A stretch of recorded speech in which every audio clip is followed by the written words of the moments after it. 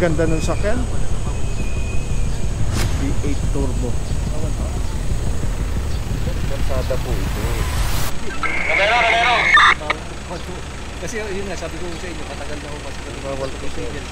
kaya nagtatanong Maaari sa katagalan ninyo rito sir, yung mga naabala ninyo sa tagal ng panahon na nagreklamo na. Kalsada po ito sir. Kasi may pinahakap din tayo rito. Ito ma'am, may violation din naman siya. Kasama sa complaint ko. Ano naman siya? kasi sa corner. Lagpas siya sa corner. Kasama po talaga sa complaint.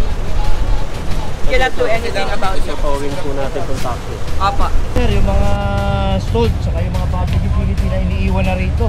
Natago na lang dito kasi. Ang one-side parking po kasi talaga is for ano yan eh. First come first serve basis, tapos moving vehicles. May one-side parking silang ini-implement dito eh. Ngayon, kung naka-parking sa dun sa one side, hindi niya naman na inaano eh. Dapat ko kasi hindi lahat nakakaparada. Pwede siya rin.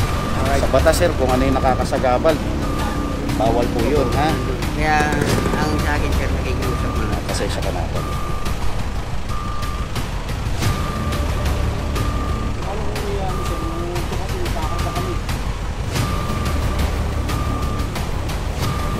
Habang nakasagabal kayo dyan sir, bawal po yun.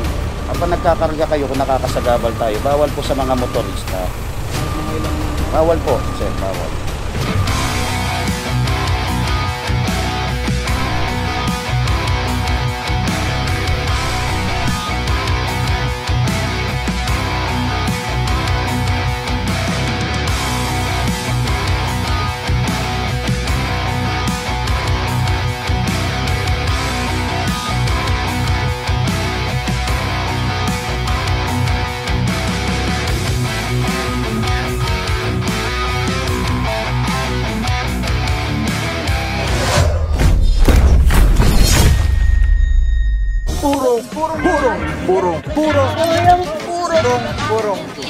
Purong pagmamahal.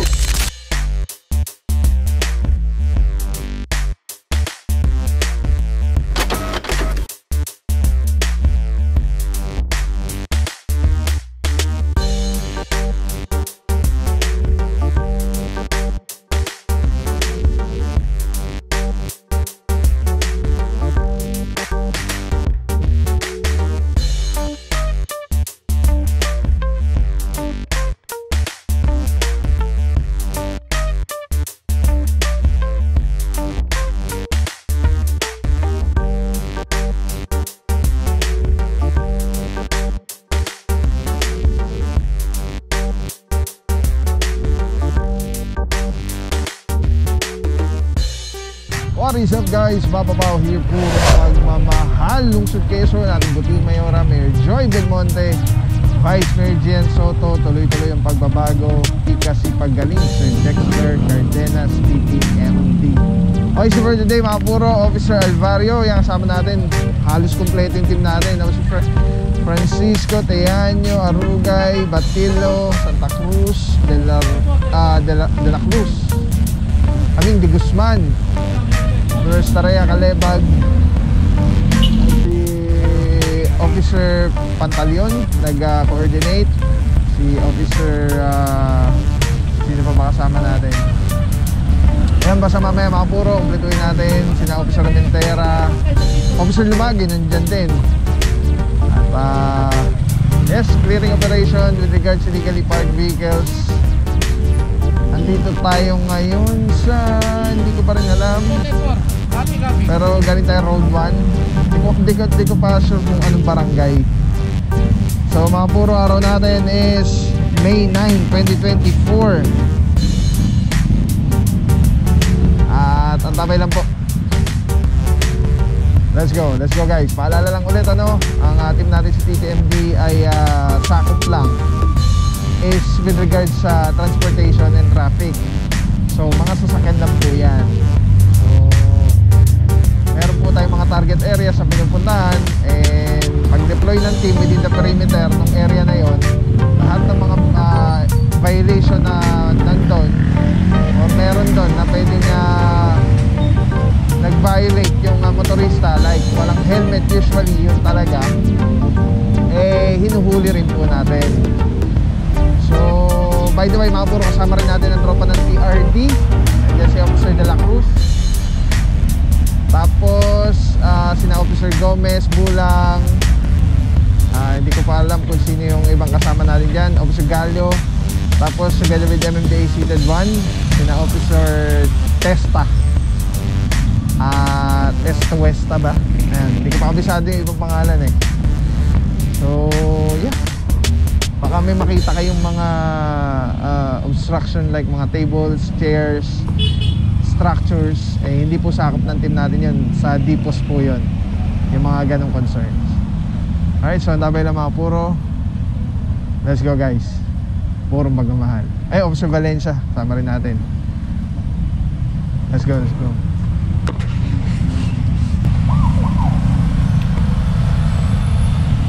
Alright guys, punta na po tayo ng barangay at nag-aantay na yung tropa ng barangay para mag-guide sa atin. Sila po yung magtuturo kung saan yung mga lugar na nandun sa reklamo. At the same time, sila rin yung magsasabi kung meron ba dong ordinansa ang kanilang barangay na one-side parking. Para syempre, pag may one-side parking, hindi po natin pwedeng hulihin. Ayan, si Officer Romero kasama natin dito. Alright, mukhang ito na yung area mga puro. Anong street ito? Alamin natin.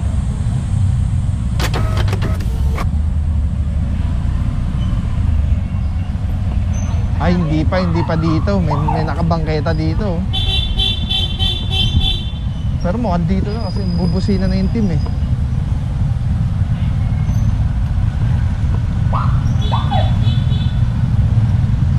Dun pa sa kabila.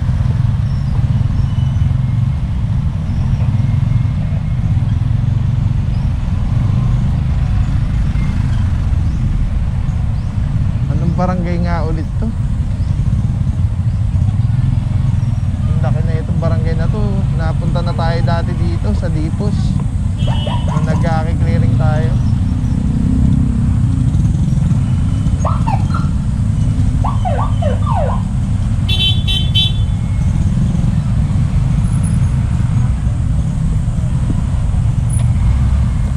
Road 2 corner Road 7.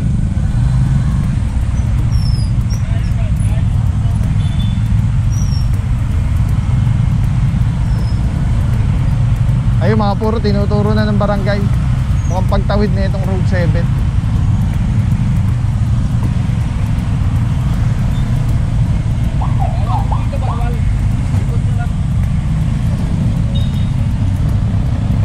Alright mga puro, mukhang dito na magsisimula yung clearing operation natin. Kaya kasama natin ang tropa ng Barangay Project 6 Officer Pantalyon, kasama natin dito. So mukhang may one side parking kaliwa, tapos kanan ang bawal. Dito sa area na to sa nakikita natin. Pero alamin pa rin natin with the barangay kung saan yung mga ituturo nila. Kasi mayroong mga minsan may specific report or complaint.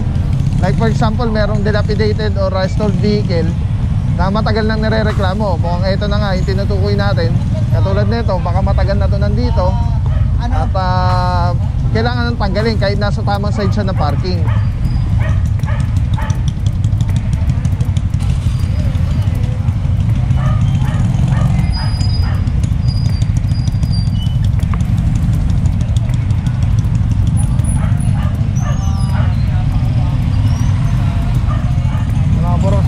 Si Officer De La Rama, Santa Cruz, Romero, Teyaño, Arugay, Officer Calebag, Ementera, De Guzman, Pantalyon, Parama, Officer Francisco. Ay, si Officer Luces andito rin, Officer Valencia. Eto mga por, may taxi dito. Mukhang specific complaint siya. Pag specific complaint mga puro, dun sa LO, sa letter order, may picture po yan. Kapitanan ng kasama natin? Alright. Thank you po, bossy. Alright mga puro yan, kasama pa natin si ano, Officer Luces, good morning. Saludo mga boss. Grabe mga puro, kasama natin si Kapitana. Napakasipag. Officer Luces, ano reklamo natin dito sa area? Yung mga ano sir, yung mga stalled, saka yung mga public utility na iniiwan na rito. Oo. Tinatago na lang dito kasi. Kaklaruin lang natin bossing, meron silang one-side parking. Kaya lang, parang specific complaint siya. Alright. Kaya dapat movable siya, hindi siya nakapix na. Kaya yan, dahil niya yung saro kanina puti. Ganun, di ba? Plat na. Iniwan na lang, ganon. Iniwan na lang. Alright. Alright, thank you Officer Luces, TTMD, saludo mga bossing.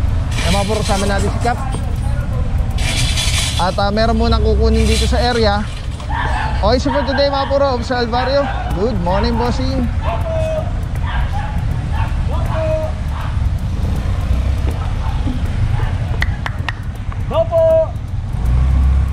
So dito sa area na to mga puro, eto muna.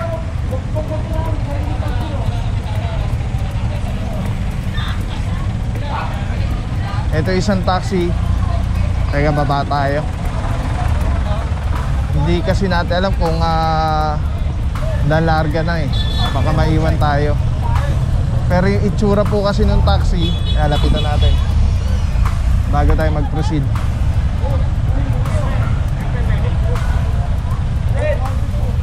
Yung itsura ng taxi no? Tingnan nyo yung itsura mga puro. Wala daw tao sir, nasa ano daw?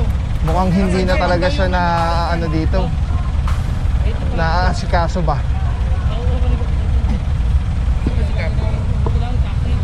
Alright. So dito mga puro, again, taxi lang yata ano, yung kukunin.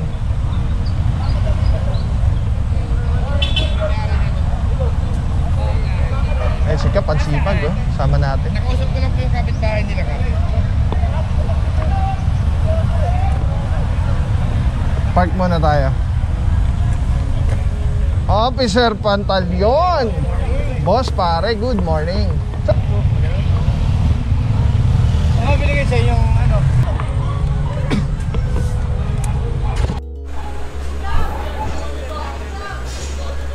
Alright mga puro, Project 6, Quezon City. Kasama pa rin natin tropa ng TTMD, MMDA and TRD. Kasama natin si Cap mga puro, napakasipag. At ito nga po, ito yung isa sa mga reklamo, specific complaint. Meron silang one-side parking dito sa area, pero ito kasi may picture, ito yung ang reklamo is parang hindi na talaga tinatanggal dito. Diba, wato lang, advice kay, kay Paral Barrio, sa atin nila dito. Wato ko.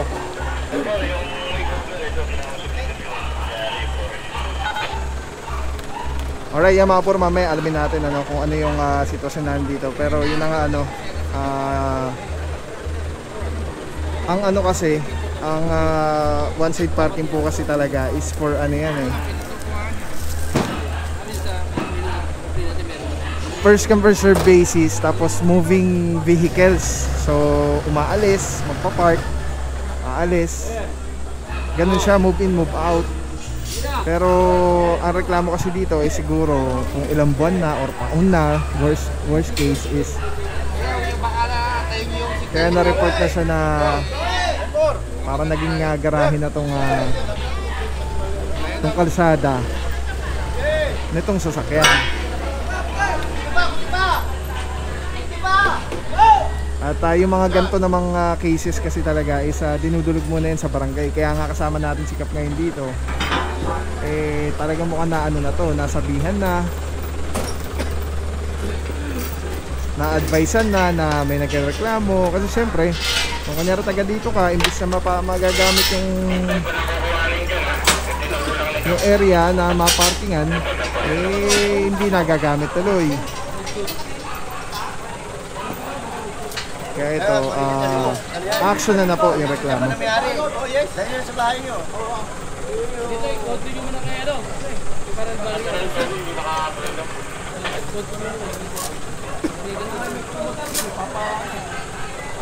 Nasa report na yun?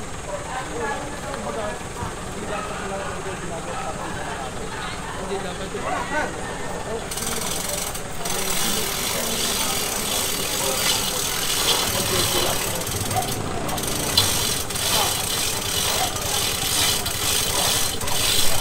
Mga puro, kasama natin ng OIC natin today. Officer Alvario, good morning sir. Saludo mga bossing dito. Boss, anong reklamo natin dito sa area po? Ano ba to? Basta ginawa niya na talagang sarili. Dapat kasi ito gumagalaw ang mga sasakyan. So, mukhang matagal na talaga. So, hindi magamit ng ibang residente. Hindi pwede yung gano'n. Na-reserve mo na para sa sarili mo na. Kailangan na makagamit din ito. Alright. Kaya pinapakuha sa atin. Officer Alvario, just to be clear lang po, ano, bali sa reklamo po natin, yung papel natin nga dala, parang specific complaint siya. Alright. Hindi siya yung buong lahat ito or... Oo, kasi may one-side parking silang ini-implement dito eh. Ngayon, although naka-parking sa one side, hindi niya naman na inaalis. Alright. Dapat ko kasi hindi lahat nakakaparada. Alright. Kaya pwedeng siya lang.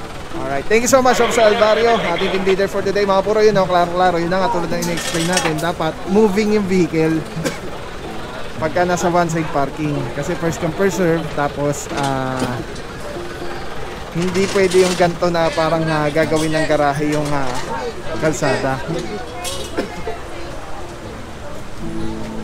Dito tayo, hindi natin maintindihan para alam natin. Kasi dapat ma'am, here up so I have to proceed sa sasakyan po. Oo, apa. Apa.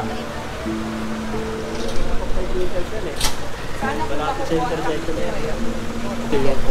kasi ma'am, may pinahatak din tayo rito.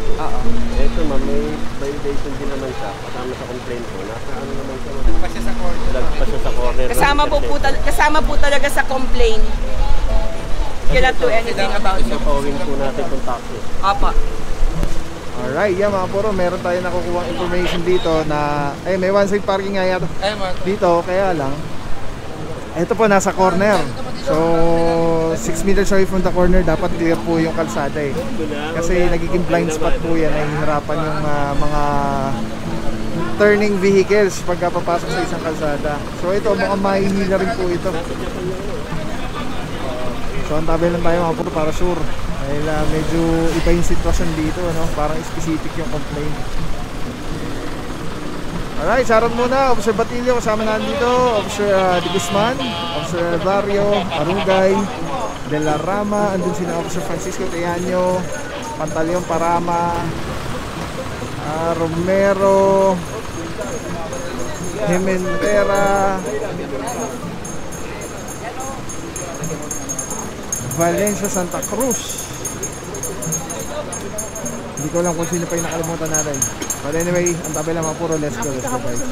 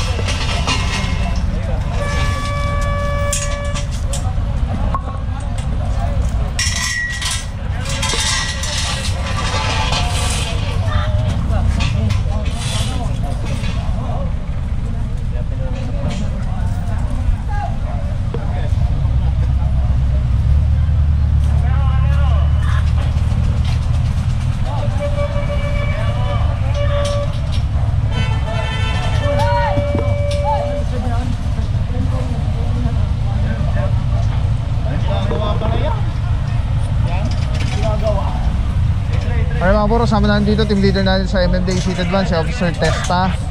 Tapos dito naman si Officer Mamenta. Ayan, kasama natin mga tropang MMDA Seated Van.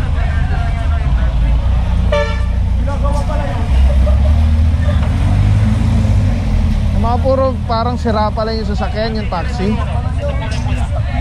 Tapos parang, so hindi na siya naging parang garahe itong area. Para siya naging talyer. Anyway mga puro, diretso din po tayo. Nagpusid na yung team para makover natin lahat. Let's go guys. Ito, itotow na rin po ito. Dahil 5 meters away from the corner.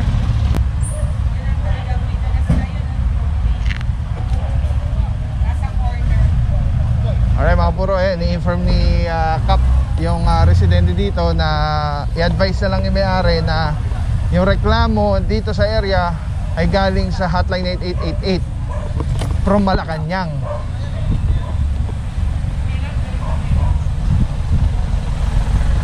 Silip lang po tayo, tingnan natin yung itsura dito.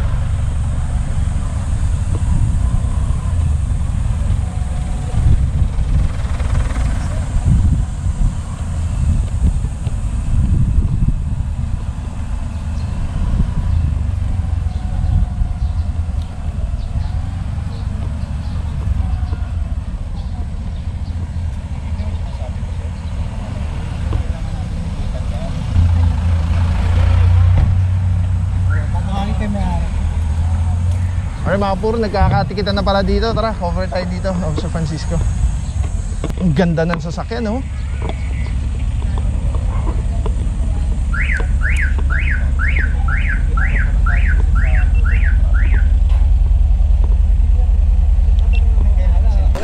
Sinabi kasi niya sir.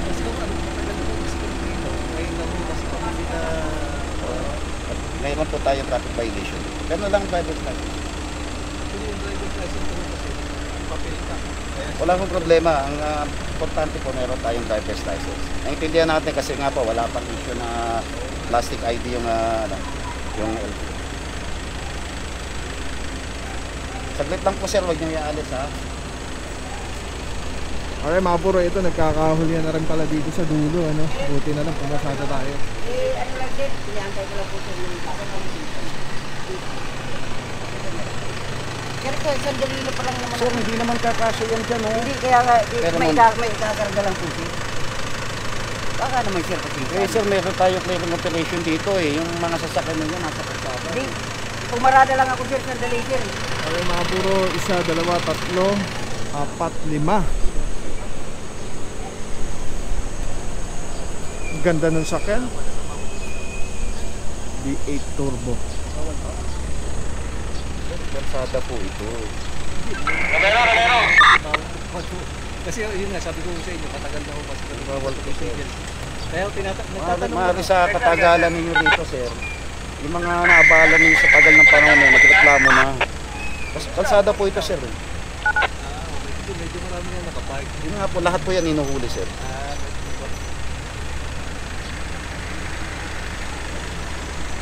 Okay mga puro, so far lahat may mga driver naman, so titikita na lang po lahat. Kasi dito sa online na. Opo, online. Saglit lang po sa lahat. Alright mga puro, nag-complain na si bossing at ticket lang po ito. Ayan, binigyan niya na yung driver's license. Yung kay boss doon naman sa mga truck pass doon, hindi ko nakita yung doon sa may bandang dulo kung nakuha na yung lisensya or natikitan na eh. Tapos eto, titikitan din.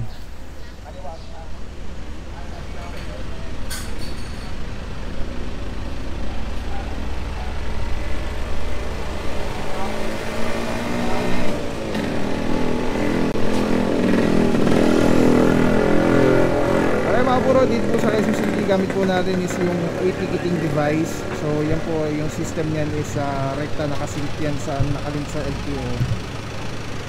So marami kasi nagtatanong na yung parang hindi na pwede manikot yung LGU. Yun po yung OVR ticket. Pero ito po, sa LTO po yung gamit natin system niyan, rekta po yung yung records and data. Pwede nyo i-settle ito through GCash, online po, online payment. Pwede po. Makikita nyo po rito sir, lalabas po dito kung magkano po yung babayaran nyo. Pinantay ko lang naman sana sir yung baka pwedeng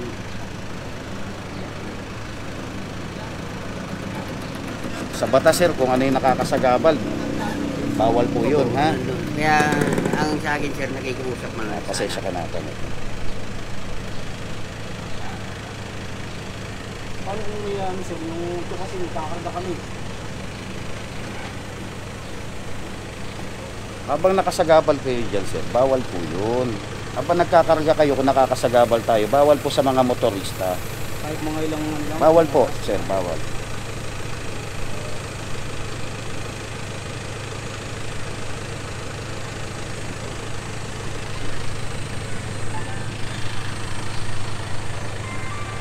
Ay mga puro, dito po sa NCP, hindi po confiscated ang driver's license. You can settle it through online sa GCash. Kayo po mag-a-adjust. Kung maliit yung papasukan, dapat ang dadalhin ninyo. Yung ano, kasi marami kayong maabala. Tingnan nyo yung mga motorista. Mamaya tatawag ako, mamaya tatawag ako. Ganun po ang batas, tayo yung mag-a-adjust po. Mamaya, may inaasikaso pa. Pwede may satellite through GCash ha. Online payment pwede po. Quezon City e-services ang ating website po. Okay mga puro, natikita na si Bossing. At dito naman titikita na si Boss. Yung ganda ng sakyan ni Bossing, pogi.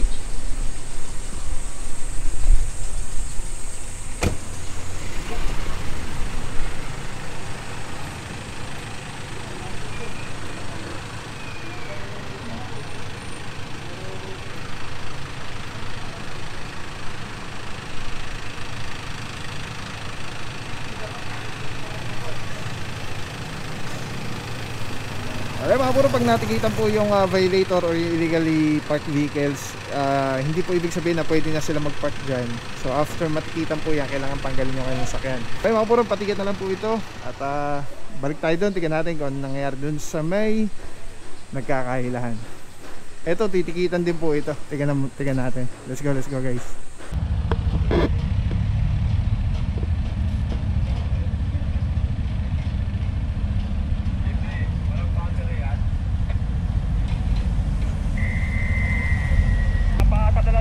Sa kabilang flatbed.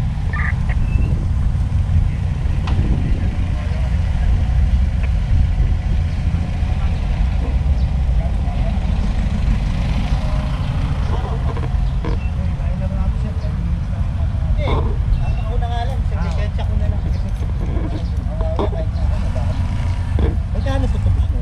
Nakikita nyo sa resipo sir kung magkano? Hindi, tansya. Lalabas sa tayo lang po.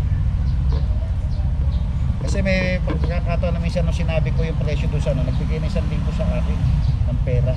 Kaya nakikita nyo naman dito sa resibo sir. Kung magkano yung dapat kita. Alisin ko na lang. Sige na, dito tayo na. Ano po? Pwede? Pwede ba? Hindi, wag sir.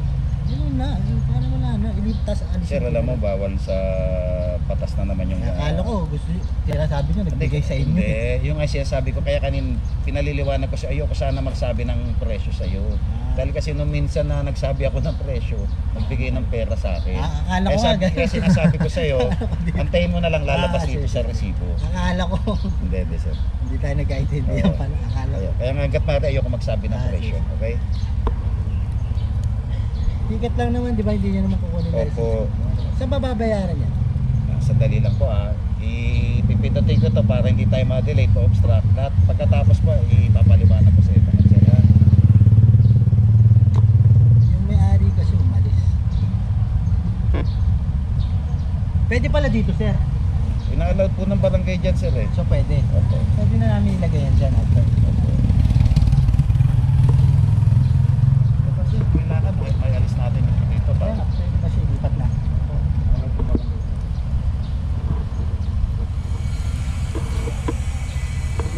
Alright mga puro, patigat na lang si Bossing. Tapos hanggang dun, titikitan pa rin po yun. Pag walang driver, ito to po. Pinapayagan po sila one side parking lang. Maraming salamat sa iyo. Walang papapaw. So thank you so much sa walang sa akong support, tiwala. Wala akong masabi kundi thank you so much. Thank you sa Panginoon at ingat kayo palagi. Again, kung wala akong nagpapapaw. So thank you so much. God bless you. Purong pagmamahal. Thank you so much. God bless.